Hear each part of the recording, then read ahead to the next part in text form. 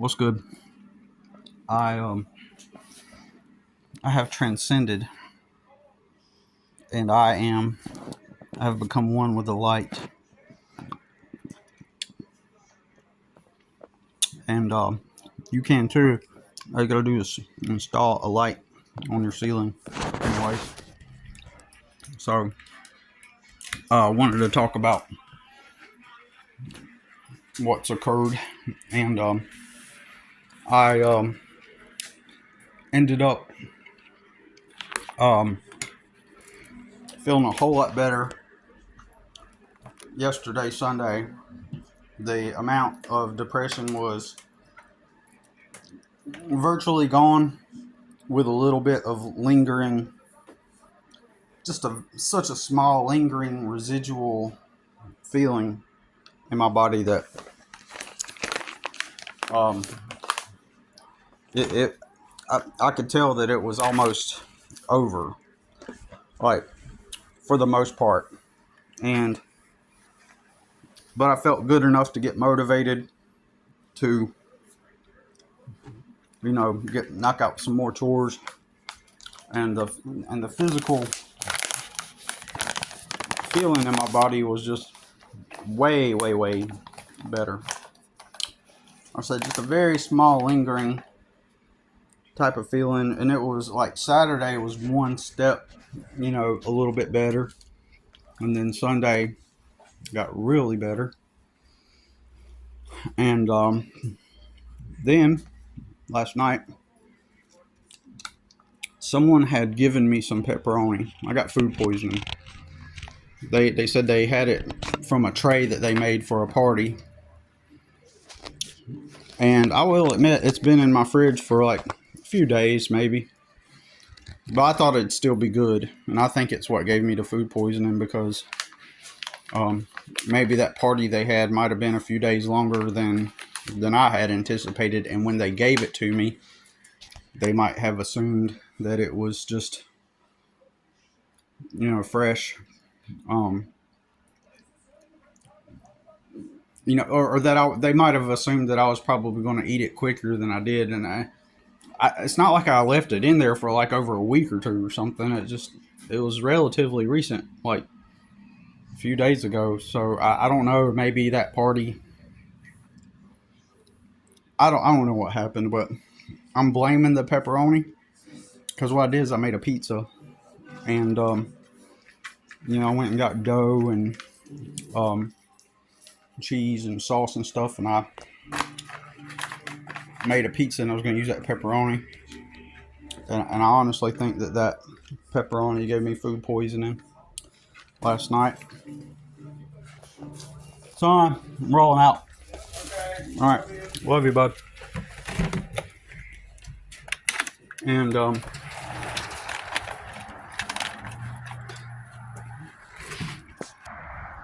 so I was feeling okay for a few hours. Like the first part of the morning yesterday was like that little residual bit, and it was Sunday, so I just sat and had some coffee in the morning for the most part. And then I tackled a few house chores, and and I started to feel better, and I even went to the grocery store, and I felt good enough. Like by the afternoon, I was like, it's pretty much gone, and I figured that I would get a beer to enjoy while preparing the dinner, the pizza, and maybe even have some as my drink with the pizza. And then and it didn't quite turn out that way. Now, it could have been the beer. It could have been just like the more and more I try to enjoy beer now, but I can barely enjoy it, to be real with you. I barely enjoy it anymore.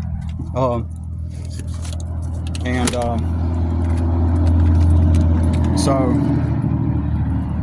anyways, The beer could have contributed to it. But then after that, obviously I started feeling like crap again. Started feeling like I was nauseous, and I knew at some point I was probably going to throw up.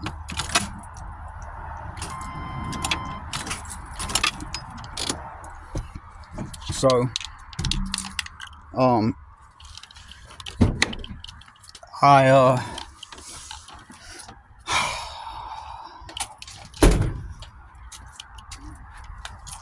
So I tried to go to sleep for a couple hours. I laid there for a couple hours. I could feel something was like not right.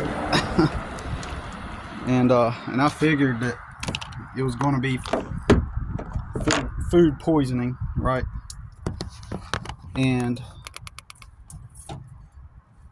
I was right, because a couple hours later I finally puked. Sorry for the have to tell you that, but I mean, it is what it is, right? And so it came out, and then maybe like an hour later happened again. And so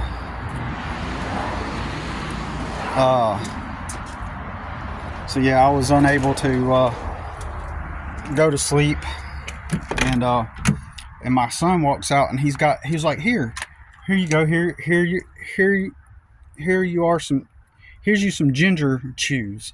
I was like, what? It surprised me. It took me aback. I was like, well, he's giving me some ginger chews. Like, that's kind of crazy. Like, I've never heard of ginger chews, and he just happened to have some ginger chews. And for those of you who don't know, that ginger, is what you could take whenever you're nauseous or you have an upset stomach and throwing up and stuff. Ginger helps. And it turned out that my mom had given him those ginger chews a while back for whatever reason. I don't know why she had them, but so that really helped, actually. And it does not surprise me that my son would know that ginger helps with things like that, because he's just like a walking encyclopedia. He knows everything about everything, it seems like. He brought me some water and some calcium tablets too, or whatever you want to call it, whatever you want to call those tablets, like Tums type of tablets. And so I chewed on them, and yeah, I feel like crap. I was up all night till about 1 o'clock. Finally woke up at 8 a.m. and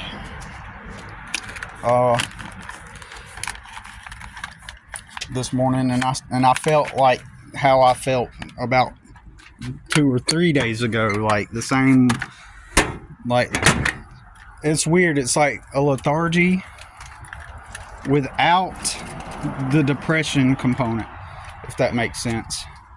Kind of lethargic, but it felt like the same way, except without that thing, that subtle depression type of feeling this morning. And now it's going on 1 o'clock.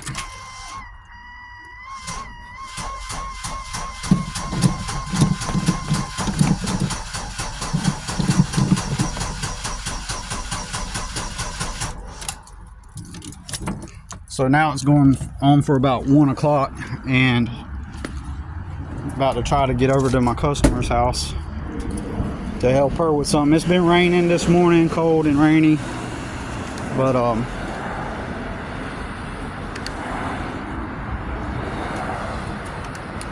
and somehow my battery just got really low last night. Ever since it's been cold like this, the battery just keeps draining, and every day I have to jump start the truck.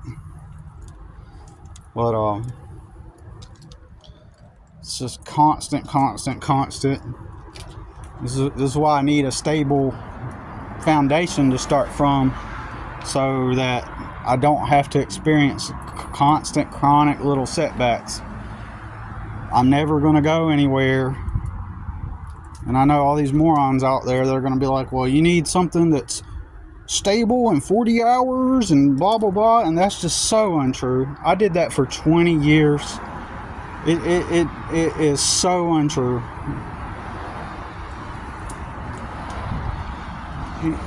Anybody that's ever gotten stable by going into an entry-level job somewhere, they've had help, 100%. Don't try to fuck with me and pretend.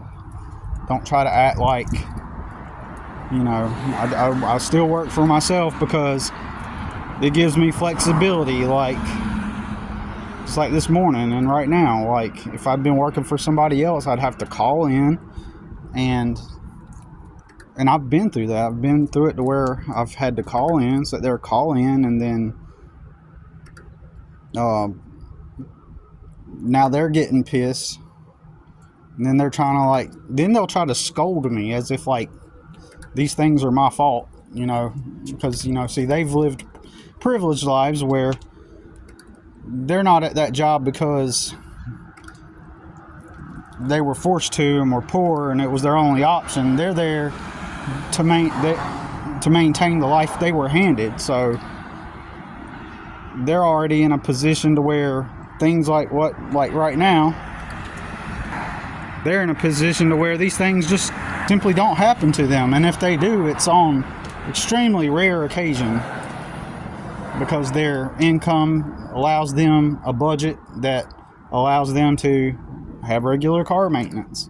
And most everybody has a car payment, which I disagree with having a car payment, really.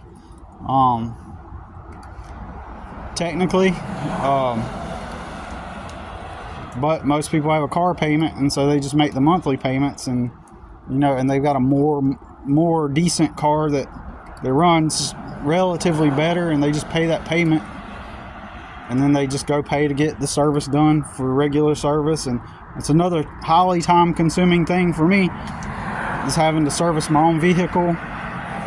You know, constantly it has to be, it is a constant, continual, just another thing to add to the pile of things that I have to think about constantly.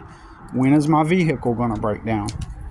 You know, and for someone to say that I need to go to a warehouse and apply there and get the 40 hours, they're just so oblivious to how reality works. And I'm willing to debate anyone on a live video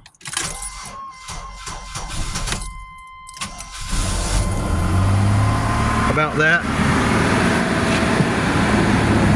Lately my accelerator's been acting like it wants to get stuck. My brakes probably need to be changed. I got a rotor that's probably going to need to be swapped out soon, or at some point. My truck still wobbles like it did last year, and I guess it just wasn't as bad as I thought it was. And see, the thing is,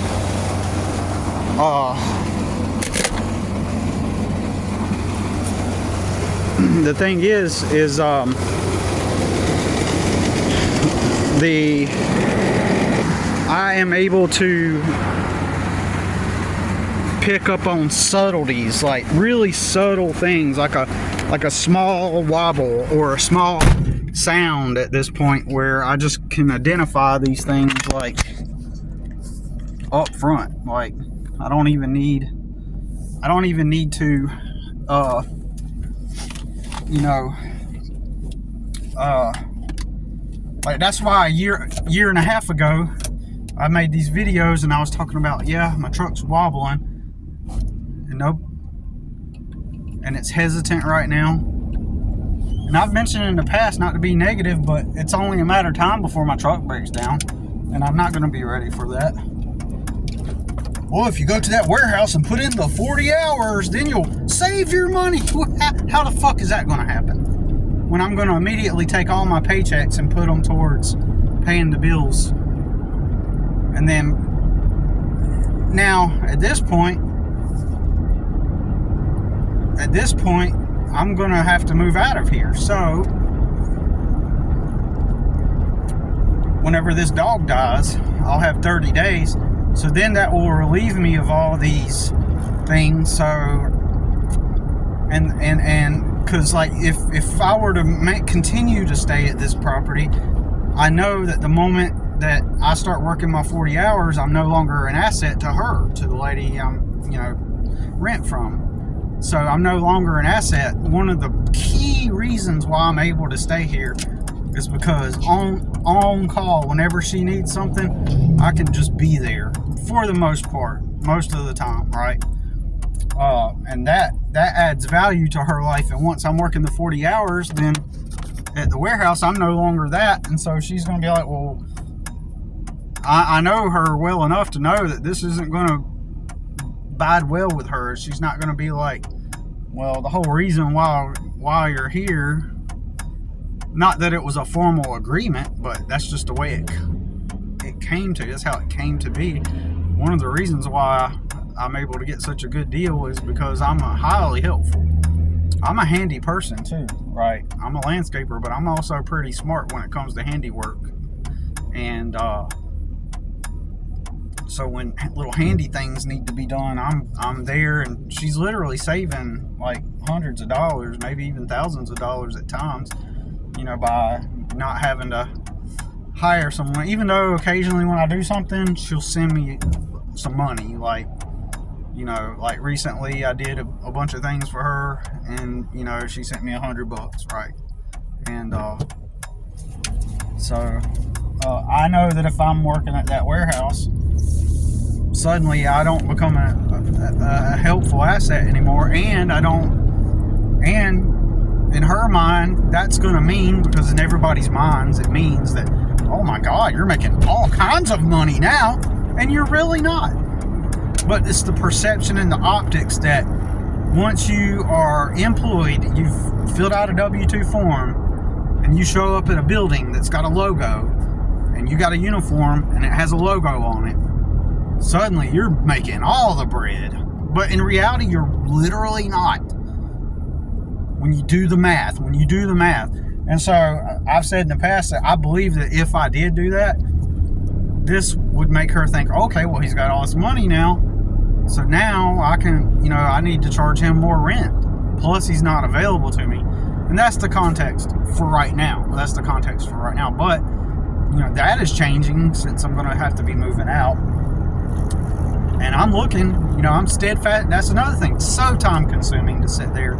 Like this whole time I've been looking for, that I've lived at this place. Now, I don't do it every day or all the time, but one of the things I frequently do, though, is because I'm constantly trying to look for a decent, stable place to reside, to get on my feet. That's the whole point. Decent, stable place where I can reside there, bathe, sleep, cook.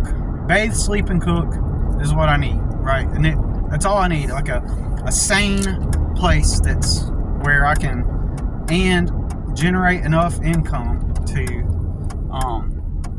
work. Now, if that place, like for example, I recently sent a message to a guy that was renting a place for $500 a month, but it requires a credit check and employment history and I can't get that because if I move down there, I don't have any employment.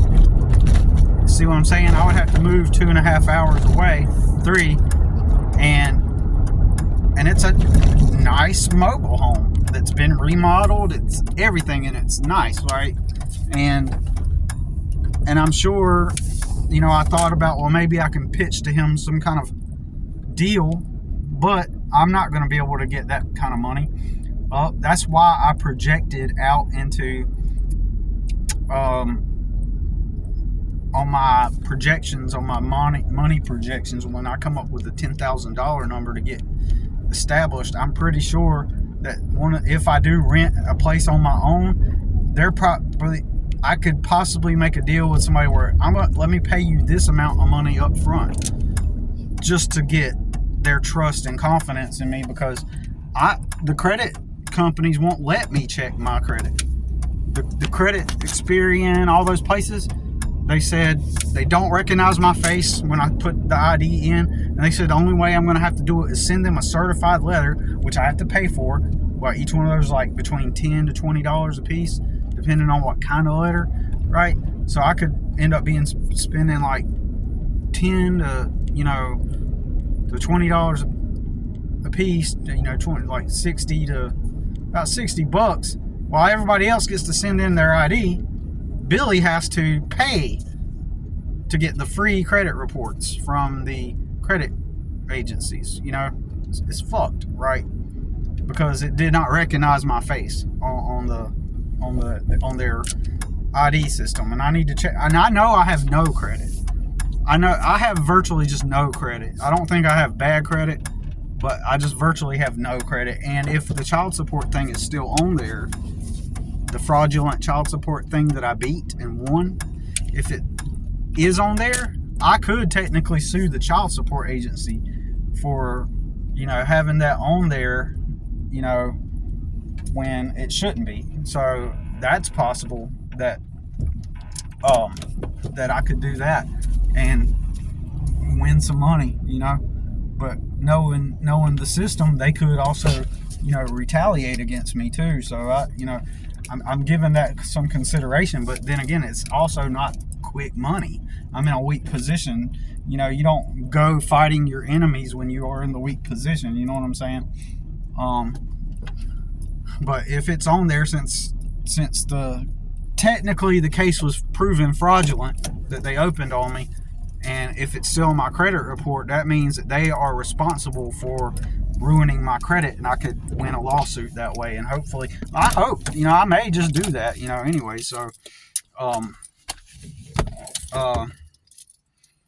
yeah, I don't know, like, how that's going to work. I don't know what's going to happen. Right, I need money right now, and I figured if I did the budget and I put $10,000 to move into like a new place, right? Because I may have to, for example, if that place is $500 a month, if there was some way that I could tell the guy, hey, look, let me pay you 3 months rent in advance, or double the deposit, right? I'm figure I could try to make a deal with them and, just get me in the door. Like, would you be willing to let me pay you up front? And then that would give them some relief.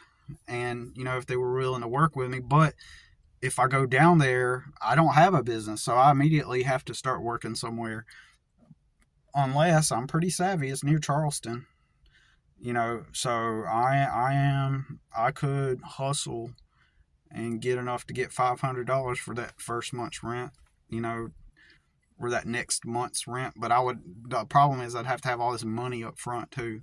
And possibly my truck could break down in between that time. That's why I gotta get, it's a great deal. It's like a 2 or 3 bedroom trailer, and it looks really nice. Like the way they've remodeled it, it looks like everything's new in it. $500 a month, and it's probably because it's kind of far away from people, a little bit, that it costs so cheap. And that's how much I was paying at the other trailer, right? And this one's a better one, right? The only downside is I probably wouldn't be able to decorate it and do the thing. What I was trying to do with that old trailer, probably won't be able to do that at all on this trailer since everything's new in it. If I could find like an old trailer and somebody would let me like move into it, or like an old side house or apartment or something like that that's old, and they give me a deal to where hey, you can live in it, and make a deal with them on the rent and let me remodel it and restore it. If I could find some deal like that, that would be ideal. But anyways, I gotta get off here because I gotta get started on this job. I want to knock it out before it's my afternoon coffee time, and plan on having a cup of coffee this afternoon, and I want to knock this out. And but yeah, yep, back at it. And like I said, I made a video yesterday. I think I don't know if I mentioned it, but I made a video yesterday once I was feeling better. I was making a video telling everybody about, like, I feel better today. And then after that, I got food poisoning.